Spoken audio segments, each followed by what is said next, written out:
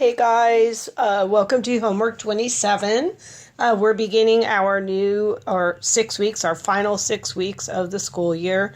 So please make sure you take your time and do the homework correctly because it will definitely help you in testing. Okay?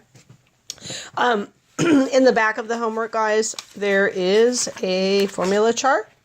So use it as needed. I want you guys to get used to referring to this if you want to tear it off as you are doing the homework, which I'm going to do right now. Go ahead and do that and place it in front of you, just like you would do on the STAR test, so you have it available and you don't have to dig for it. Whenever you are doing problems with area or any kind of formula, I know y'all have memorized a bunch of these. I'm very proud of you. But pull it out anyways and check it, and just to make sure, because the biggest problem that occurs when solving for area is we keep forgetting to divide it by 2. And I saw that in the homework. If you got the wrong answer was consistently the same wrong answer, and that's because students were not taking the triangle on, I think it was the last problem, and they weren't dividing it by 2. And so that's not the complete formula, okay? So for reference sake, this is how you're going to see it on your STAR chart. But in class, we have been doing it like this, which I think is a little bit easier to remember. They both mean the same thing. But this one, you would just multiply the base times the height and divide it by 2. It's the same thing. This is base times height. You cut it in half. Same difference. But if it's easier for you to come back and rewrite it, which we're going to practice doing that in IE, then you'll get used to knowing what the way you're familiar with it. So base 1 plus base 2 times the height divided by 2. Okay, so that's just to help you out a little bit. It might be easier that way. Okay, let's get started. So number 1, it says the length L is 8 feet less than the width W of the rectangle. Which expression could be used to represent the length in terms of the width? Okay, so the length is L. We don't know the length, okay? And we're not really trying to find the length. We're just trying to create an expression that would show you the operation that you need to perform. So the length is L, and it's 8 feet less than the width, W, okay? So 8 feet less, let's see. So I'm going to do this. Length equals L. Okay, and it says the length is 8 feet less. So it's also L, it's also minus 8. Okay, it's a negative 8. That's your length. We don't know what the length is, we just know it's minus 8. And then we know the width is W. Okay. So there are no L's on any of these, so we're not really going to be concerned with using this L. So I'm going to cross that out. But we are going to use this because the length is 8 less than the width, and the width is W. Okay? So then that's about all I'm going to give you on this one, guys. Try to think about what is happening when you when you come over here. What is the operation? Is it subtraction, addition, multiplication, or with subtraction? But be careful. This says width minus 8. Okay. This says 8 minus the width. Think about what it's saying and be careful when you choose your answer. Number 2. Before we do number 2, let's go ahead and review the quadrants. So we always start over here. This is quadrant 1, and then we go counterclockwise. Quadrant 2, quadrant 3, and quadrant 4. Because you could have questions that say, in which quadrant does the ordered pair blah, blah, blah lie. And you need to know that this is 1, 2, 3, 4. Okay? Okay, and inside these quadrants, we did this in class. We did our X and our Y. Remember doing this? X, Y, X, Y, and X, Y. Okay, because there's an X and a Y in each one of these quadrants. And then what we did is we went ahead and filled in, are they positive or negative X's and Y's? Well, this is a positive X and a positive Y. So that stays like that. You don't have to put the positive sign. When we come over here, our X axis is negative on this side, but our Y is positive. Okay? Then we come over in quadrant 3. Our X is negative, and so is our Y. And then in quadrant 4, our X is positive, and our Y is negative.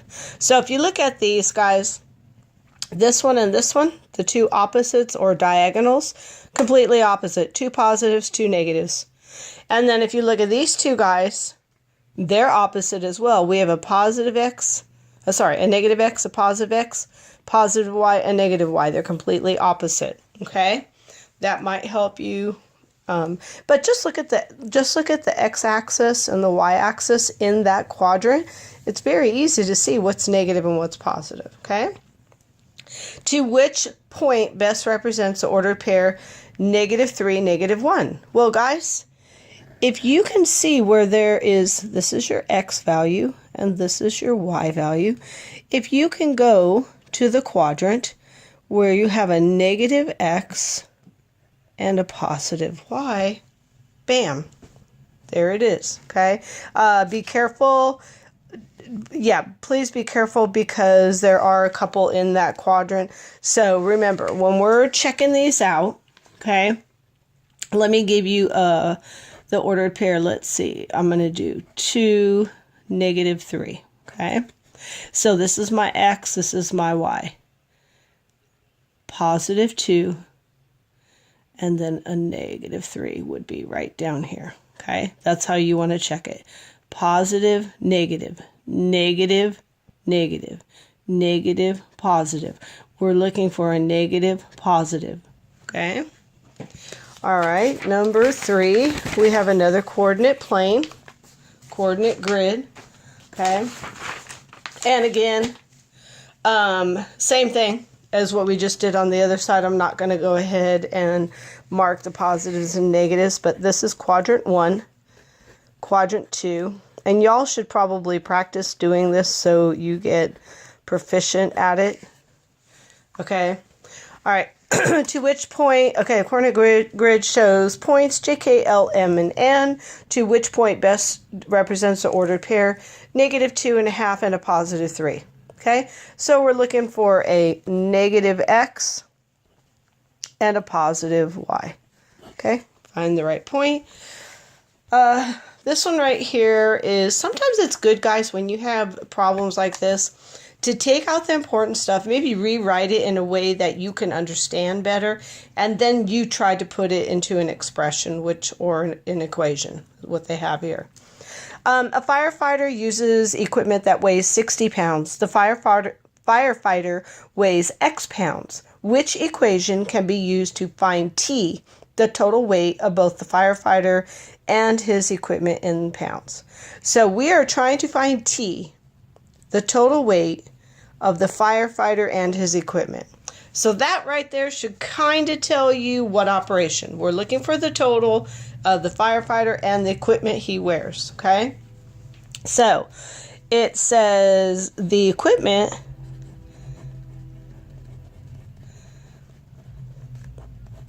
equals 60 pounds. And it says the firefighter, he weighs X pounds. We don't know how much he weighs. He just weighs X. It's the missing number, okay?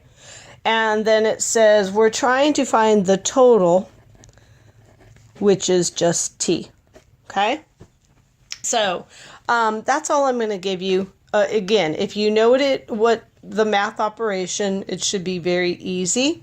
You're trying to find the total weight of both the firefighter and the equipment. How would I get the total, and what words does it tell you to help you figure out what you need to look for, okay? And T is our total, okay? Which we're not going to know the total unless we know X. So there's not going to be an answer for T. It's just going to be equals T. Number 6. Okay, we did this way back when. But this is two fractions and its division. Which expression is equivalent or equal to 8/9 divided by 3/4? Well, in math, we cannot divide these two fractions. We have to do some changing, okay? And that's where we get the keep, the change, and the flip, okay? So we keep this guy, we change this one to multiplication, and we flip, which means we reverse the way they're seen, okay? So if I keep 8/9, I change that to multiplication, and I flip this, which would be the right answer, okay? Number 7, this is something y'all are going to be doing in IE this week. So this is order of operations. It says what value is equivalent to 3 to the 4th power minus 2 to the 3rd power times 5 minus 2 minus 60. Okay. For this one, you have to use your PEMDAS. Please excuse my dear Aunt Sally. And I'm going to throw something in here that I used to show on the IE video. Okay. So order of operations, PEMDAS. P is for parentheses. They look like that. Exponents is this. So this says 2 to the 3rd power. It does not say 2 times 3 equals 6. No. This is saying this bottom number, this base number, is being multiplied by itself 3 times. So 2 to the 3rd power is just 2 3 times. 2 times 2 times 2. 2 times 2 is 4. 4 times 2 is 8. Okay? So we have to do parentheses, exponents, which just means a number like that. Multiplication and division in the order they appear, left to right. When you read left to right. An expression is no different. You read it left to right. So if multiplication comes first in the expression, you do it first. But if division is before the multiplication, then it gets done first. And that's the same rule for addition and subtraction. Okay? Add and subtract is the very last part of PEMDAS that you do. And you do addition first. If it appears first, then you do subtraction. But if the subtraction comes before it as you're reading left to right, you do the subtraction first. Okay? So in here, I am not going to do this for you, but I'm going to tell you, well, first off, we got parentheses. That's going to be done first, okay? And then you're going to do your exponents. And let me go ahead and start you off just so I can get you to where I want you to see how I want you to do it in steps, okay? And I know that your teachers have been telling you this. Do it in steps. If you don't do it in steps, you're going to skip something. Okay, parentheses is first, so this is 5 take away 2 is 3. I'm going to leave it in parentheses so I don't get confused, and I'm just going to rewrite everything that I have. Okay, so I did my parentheses. Now I'm going to do my exponents. Okay, then I'll do my multiplication and then my division, if I have any, which we don't. My addition and subtraction, which is only going to end up being subtraction. Okay, be careful. All right, number 8. Now, this is something that we've been doing the past couple weeks, and this word seems like a big word, a confusing word, but all it really means is like difference. Okay, which data most likely have variability for one school during a single school year. Okay, so it's this word right here, variability. Variability just means like difference, okay? So the way I explain it in class is like, when I look at y'all have a lot of variability in your faces. Everybody has a different face. Y'all have variability in your heights. You're not all the same height. Y'all have variability in your personalities. Y'all have very different personalities. Y'all have variability in like your favorite food. I'm sure you don't all like the same food, so you have a difference or a variability, okay? One thing that you do not have variability in your classroom is that you're all sixth graders. There's no difference between any of y'all as far as your grade level, okay? So that's what that means. So you go through each one of these and figure out which one of these would give you the most variability. The number of students absent each day, the amount of time for a lunch period each day, the library fee for the first day a book is overdue, or the cost of a slice of cheese pizza each day. Think about it. What happens when you're in school? Which one would give you the most variability? Okay. Number 9. On this one right here, I'm just going to have to go over, remind y'all on something for this one, because we really only spent not too many days on this type of problem. So, a debit card and a credit card. The differences are debit, it comes right out of your bank account. Okay? It comes out immediately as soon as you use that plastic card and you put it in the machine, you swipe it, you use the chip, it immediately draws money, withdraws money out of your account. Okay? So it takes it away. But it's your money, and they do not charge you a fee to use your debit card when you make purchases, okay? Now, a credit card will charge you a fee to use it if you do not pay it back the first month you receive your bill, okay? So hopefully that'll help you with this one, because it says, which statement best describes purchases made with a debit card, okay? So try to remember what we've talked about in class and which is true and which is not true, okay? Number 10, we've done this one in class. We did a bunch of these the other day.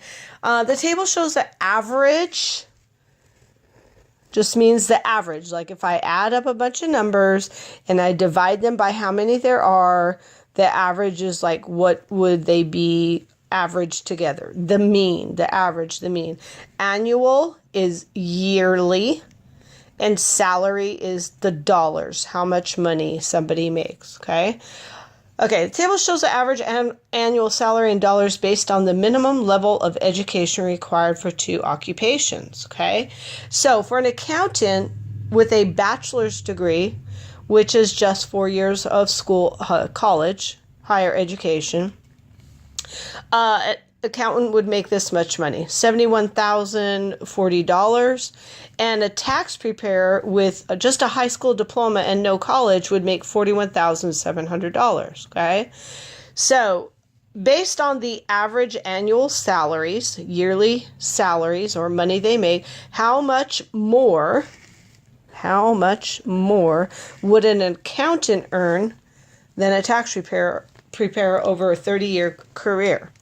So there's two operations here. First, we want to know how much more they earn, okay? When they're asking for how much more, that means you're looking for the difference. And the difference means you are going to do what? Hopefully you said, I'm going to subtract, Mrs. Booth. And I would say you're correct. Okay, so you're going to subtract. Once you subtract the smaller from the bigger, you're not done, because it wants to know over 30 years. So you're going to get a number, and then what do you have to do? What do you have to do? I hope you say, I have to multiply times 30, and I would say, yes, you're right. Okay, that's what you do. And anytime you see a problem like this, if you see one like this on the star, it's either going to ask you one of two things. It's going to ask you maybe just what is the difference, but it most likely is going to ask you what is the difference over a certain year. It's not going to always be 30. It could be 15, 10, 12. I don't know. We don't know what's going to be on the test. So you just need to know the operations. Number 11, let's just cross that out because Mrs. Booth put the same problem in there twice. So number 11, you are not responsible for. Okay, number 12, it says, the sum of the measures of two angles is 183.6 degrees. One angle has a measure of 54 degrees. What is M, the measure in degrees of the second angle? So this is not wanting you to add up to get to 180 degrees. What they want to do, what they're saying is that I have maybe an angle like this, okay? And it's saying that one angle is 54 degrees. And together, both of these, so this one, this angle, and this angle together equal 183.6 degrees, okay? And they're trying to figure out, basically, this is X. How do we get that number? So what would we do to figure out this missing number? I have this number, and they got to equal this. So what could I do to get this number? Okay, think about it. How would I get this missing number? And obviously, guys, we know it's going to be a bigger number because we're trying to get to this, and I only have 54 degrees here, okay? So this number here, there's one number there that doesn't even make sense, okay? Number 13, we did histograms the past week or so, okay? So, again, a histogram is just like a bar graph where the bars are touching each other, and they are labeled in intervals, okay? So intervals, and they're all equally spaced. So for this one, they're intervals of 4. 20 to 24, that's 4 spaces. 25 to 29 is 4 spaces. 30 to 34, and so on. They're all equally spaced out in 4s. Okay, and that's written for us. So this histogram is talking about a number of swimmers in different age groups who participated in a swimming competition, age of swimmers. So this is the ages. So this is the 20 to 24-year-olds, the 25 to 29-year-olds, all the way up to 55 to 59-year-old swimmers. And this is the number of swimmers, how many there were in each age group, okay? So the first thing you always want to do when you have a histogram or a bar graph or a table is write in the information that is evident, but make it easier for you to see. So I'm going to come in here and I'm going to label all these. This guy is at 5. This one is at 10. This one is at 20. This one also is 10. This one is 14. This one right here is 3, and then we have 4, and then we have 8, okay? So the very first thing you want to do is once you get all those numbers in there, you want to add them up. So over here, I'm not going to do it for you, but you get a total, okay? And you write your total in here, and once you get your total, then you need to read these and see which one matches up, because we're looking on, based on this histogram, which statement is true. So we're looking for a true statement. Okay? All right, number 14. This is one that you're going to have to use your conversion chart for. And now I don't know what I did with it. So I will use this one. Okay, so we are converting from meters to millimeters, okay? It says, Greta is 1.5 meters tall. Which of the following is equivalent to 1.5 meters or 1.5 meters? So the way that I do it, and everybody might have their own special way of doing it, but to me, this is the easiest way, okay? I look on my chart, and I see that 1 meter is 100 centimeters. But it doesn't say meters to millimeters on here. doesn't say meters to millimeters, it says meters to centimeters, then it goes centimeters to millimeters, which means I got 2 parts to do, okay? So 1 meter is 100 centimeters. So 1 meter equals 100 centimeters, okay, and I'm abbreviating. And this is the way I show my students, and you could do it 2 different ways, okay? So if 1 meter is 100 centimeters, and I'm starting out with meters, and it's 1.5, I can either multiply times 100, or an easier way is I'm going from meters to centimeters. I'm going over here. So since I'm going over here and I've got 2 zeros, I'm going to move my decimal 2 places. So then I end up with 150 centimeters. This way is easy if you can remember, because then you don't have to do any multiplication. It's just understanding that how many zeros are here, I'm going to move my decimal that many places. I'm not adding 2 zeros, I'm moving my decimal, okay? So then now that I'm at centimeters, now I can get my other conversion, since I have centimeters, but I'm still wanting millimeters. So 1 centimeter is 10 millimeters. So 1 centimeters equals 10 millimeters. I'm going to take this 150 and put it over here. Okay. And I'm going from here to this side. I want my centimeters to go to millimeters. Now I can multiply it by 10, or I have 1 0. I can add another, I can move my decimal here, which you cannot see, but it's there, 1 place, and I would get 1500 millimeters. I know I just gave you the answer, but I just wanted to show you that way it's a little bit easier, okay? Otherwise, you're going to have to perform the 2 multiplication operations. Okay, number 15 is an inequality. So an inequality means there's no equal sign. There is an inequality sign, which means less than, greater than, less than or equal to, or greater than or equal to. And we sometimes we represent that on a number line, okay? And the thing about these guys is you solve these the exact same way you solve an equation. Nothing different. It's just you're going to have an inequality rather than an equal sign. Okay. So hopefully I pronounced this girl's name or this guy's name correctly. Aiko is selling books for $12 each. $12 each. That means multiply. She wants to make more than $180 in book sales. The inequality 12b greater than 180 can be used to determine the number of books B she must sell in order to meet her goal. Which number line best represents the solution to the inequality? So the solution is just finding out what's B. We're trying to get B by itself. We're trying to isolate B. We're trying to put him on the island all by himself, have B on one side and the solution on the other side. Okay? So this says 12 times B greater than 180. In order to get rid of multiplication, we have to do the opposite or the inverse and divide.